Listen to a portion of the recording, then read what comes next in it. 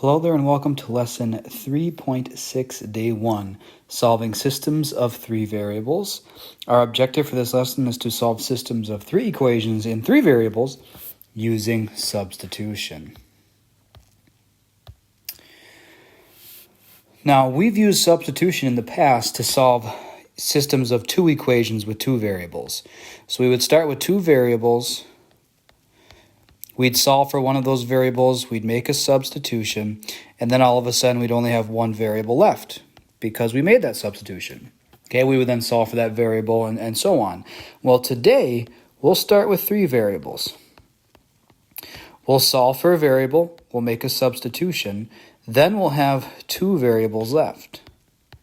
Well, in order to solve, we're still going to have to take one more technique down to one variable, and we could do substitution again, or we could do elimination again. We've got those options, but we're going to start by making a substitution. Okay, so the steps and the overall idea, the overall strategy is the same. We solve for one of the variables, we'll make a substitution, but this time around we'll have 2 equations to substitute it into. Once we do that, we'll have those 2 equations left. We'll then have to solve that system of 2 equations using one of those techniques we discussed earlier on in chapter 3. Okay, now we're going to do a total of 3 examples in this lesson here.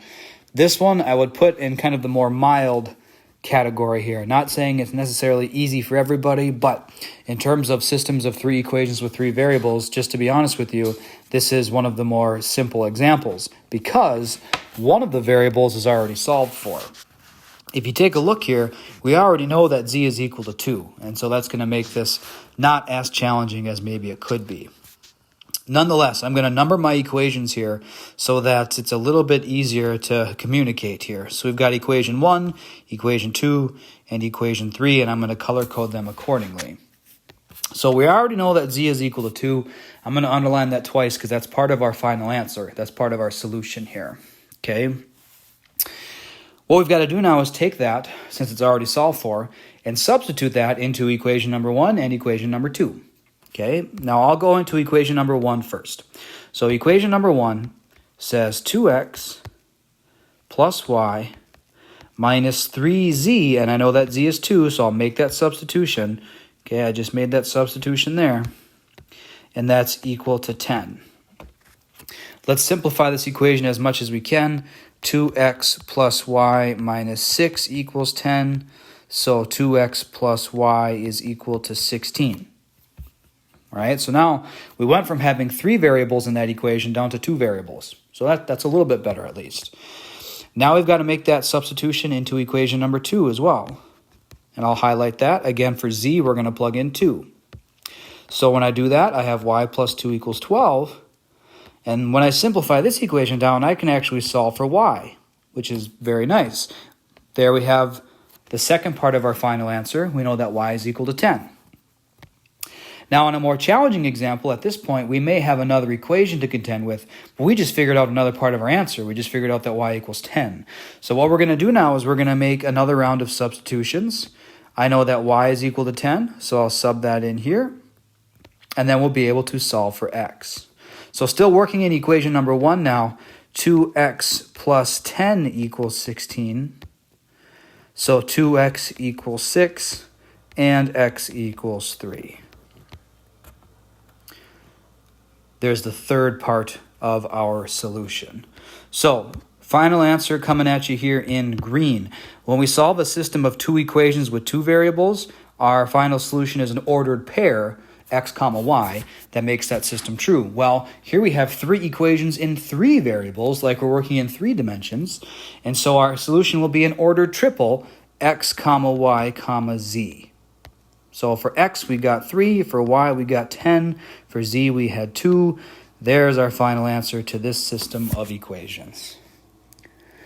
Again, this example, to be honest with you, is in the more mild category because we were right away told one part of our solution. We were told that z was equal to 2. Let's try something a little bit more interesting, perhaps. Maybe put this in the medium category. Here, we're still going to solve using substitution. So we'll solve for a variable, substitute it into the other 2 equations, which will result in a system of 2 equations. We'll then solve that using elimination or substitution again. I'm going to number these equations so we can talk about them clearly. or at least more clearly maybe than we would be able to if they weren't numbered. So we've got equation 1, equation 2, equation 3. What I do like about this system is that equation 3 already has a variable solved for. We already know that x is equal to 2y plus 3z. So we're going to make that substitution for x, and I guess there's nowhere to substitute in equation 2, but there is somewhere to substitute in equation 1. Okay, so off to the right here in equation number 1 now, I'm going to make that substitution. Right there in place of x, I'm going to fill in 2y plus 3z. Now the rest of equation 1 says minus y plus 2z equals negative 7. I'm now going to simplify this equation as much as I can by combining like terms. We have 2y minus y, which will leave us with y. We've got 3z plus 2z, which will give us 5z. Okay? So after making my substitution for x in equation number 1, I'm left with an equation that has two variables in it, y and z. Now remember, in equation number 2, there wasn't even an x to substitute for. In equation number 2, our equation just says y plus z equals 1. There's no place to substitute x because there's not an x in that equation. But if you look at what we have going on here now inside the green box, we've got a system of two equations and two variables. And we talked about how to solve this earlier in chapter 3. We can again use another round of substitution, we could do elimination, or theoretically we could graph as well. I'm going to focus on the algebraic techniques here, so I'm going to do either substitution or elimination. And in this case, I think I'm going to choose elimination. I think this is well set up for elimination because all I would have to do is multiply that second equation by a negative 1 in order to eliminate those y's. So I'll do that, and now I'll do my elimination step here. The y's eliminate. 5z plus negative z is 4z. Negative 7 plus negative 1 is negative 8. Now we've whittled this all the way down to having just one variable left, and we can solve for that variable to figure out that z equals negative 2. That right there is 1/3 of our solution. We now have to plug that back in somewhere to get another third of our solution. All right, and I'm looking at all the places where we could plug it in. Anywhere you see a z, you could plug in negative 2. I think I'm going to plug it into equation number 2 up here. Okay, I'm going to do that work still in purple here. So using equation number 2, I better use blue because I'm using equation number 2. Okay, in equation number 2, I've got y plus z, but I know that z is negative 2. So I make that substitution, and that's equal to 1. I can then add 2 to both sides to figure out that y is equal to 3. There's the second part of our solution. All we have to solve for now is x, right? And I can solve for x using equation 1 or equation 3. Now that I know what y and z are, I can use either one of those. I think I'll use equation 3. So in equation 3, we have x equals 2 times y plus 3 times z. Well, this will give us 6 plus negative 6, which is 0. There's the third part of our solution. So once again, final answer coming at you in green here. X comma y comma z. We got 0 comma 3 comma negative 2. These problems definitely take up some space. They take some time. You really have to stay organized and stay focused. Right, I kind of bounced around a little bit here. If you try to follow my train of thought, okay, I started here, then went here, then went over here, and then went all the way down here. So I kind of bounced around a little bit, but I still was able to get down to that solution. So right now we've done 2 examples. We've done a more mild example, now a more medium example.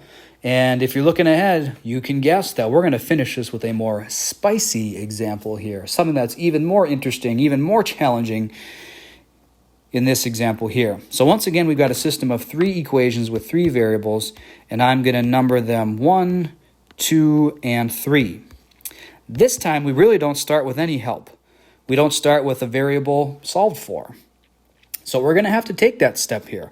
We're going to have to start by picking one of these equations and solving for one of the variables. Well, out of those 3 equations, in my mind, it looks like number 2 is going to be the easiest to work with. So I'm going to take equation number 2, and really it looks like you could solve for either x or y pretty easily. I'm going to solve for x. And I'm going to do that by subtracting that y to bring it over and adding that 2z to bring it over.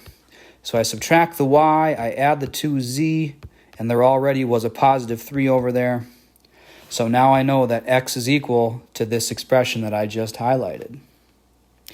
What I'm going to do now is I'm going to take everything that x equals and I'm going to substitute it in those other two equations. Let's start with equation number 1. In equation number 1, we start off with a 3 times x, and we know that x is equal to all of this stuff, so I make that substitution in parentheses.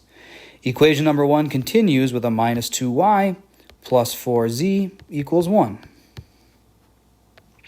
I'm now going to simplify this equation as much as I can. Notice that we just have two variables here, which is good. We just have a y and a z. So here we go. I'm going to distribute this 3. I'm going to get negative 3y plus 6z plus 9. And then I have my minus 2y plus 4z equals 1.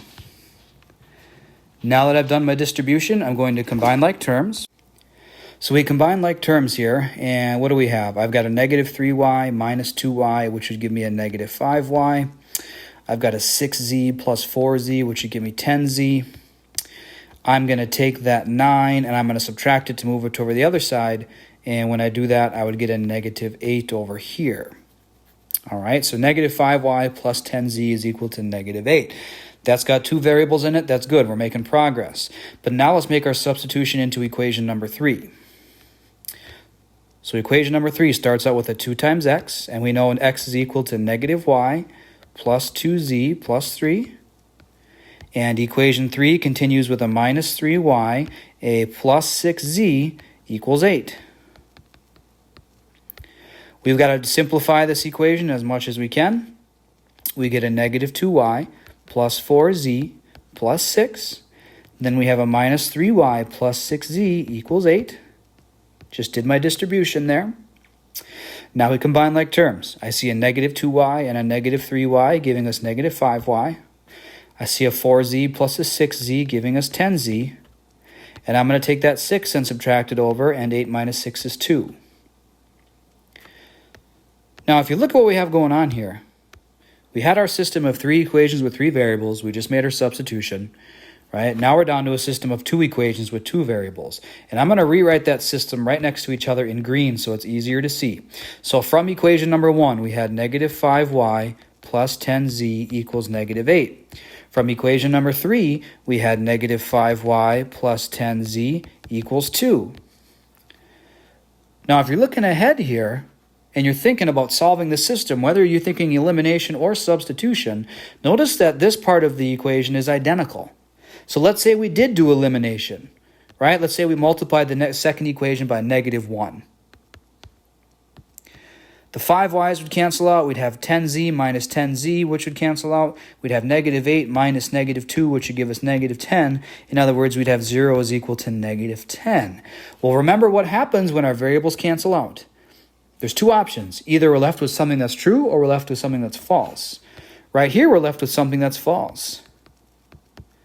And we did all that work to find out that this system of 2 equations can't work out, which means that the original system of 3 equations with 3 variables can't work out. In other words, after all that work, we find out that for this system of 3 equations with 3 variables, there is no solution. If we had ended with 0 equals 0, then there would have been infinite solutions. That would have meant that 2 of the equations were fundamentally, or all 3 of the equations were fundamentally equivalent to each other. Here, there's no solution that works. If we were to graph these lines in 3-dimensional space, these planes, I guess they would be, all 3 of these planes would be parallel to each other. So we're not going to get into that much more, but here we ended up with an example of no solution. So that right there was lesson 3.6 day 1. We solved systems of 3 equations with 3 variables using substitution. Thank you for watching.